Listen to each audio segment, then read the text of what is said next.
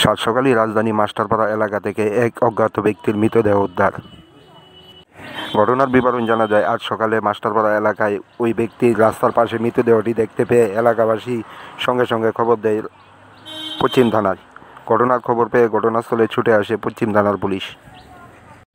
মৃত ব্যক্তির নাম পরিচয় কিছুই জানা যায়নি। এখন অবধি পুলিশ এবং এলাকাবাসী ওই ব্যক্তির নাম পরিচয় জানতে পারেনি।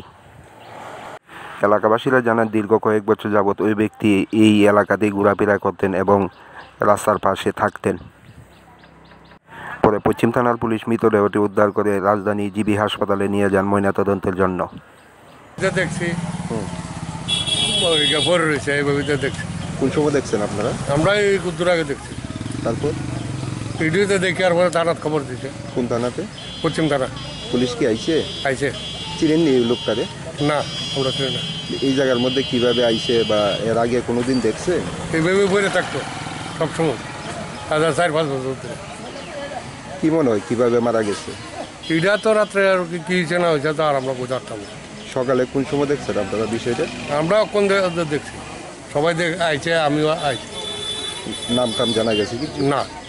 বয়স কতই বা আনুমানিক? বয়স কত এটা তো ঠিক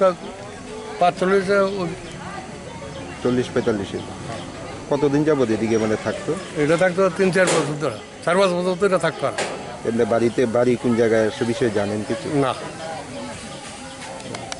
আমরা থানাতে একটা খবর পাইছে যে মাস্টারপাড়া গ্যাস অফিসের হেন একটা লোক পড়ে রয়েছে।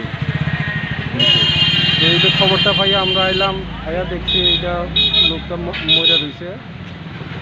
এলাকাবাসীর দিকে দেখলাম যে এটা দীর্ঘদিন ধরে আগরতলা শহরের মধ্যে ঘোরাঘুরি করতো, অত্র এলাকাতে ঘোরাঘুরি করতো, আর রাত্রে এখানে থাকতো অপরিচিত। প্রায় ববগুড়ে এলাকাবাসীর মতো। এখন আমরা বডিটারে মর্গে পাঠাইতেছি, যদি মর্গে অপরিচিত ব্যক্তি হিসাবে এখন পর্যন্ত এটার কোনো ট্রেস নাই, কেউ এলাকার লোক কেউ চিনে না। কি মনে হয় কিভাবে মারা গেছে, মানে প্রাথমিক তদন্তে কি মনে হয়? এটা প্রাথমিক তদন্তে এটা দীর্ঘদিন যাবত এটা ববগুড়ে জরাজীর্ণ, তার বডি দেখে বোঝা যাচ্ছে রোগাক্রান্ত, অনেকদিন ধরে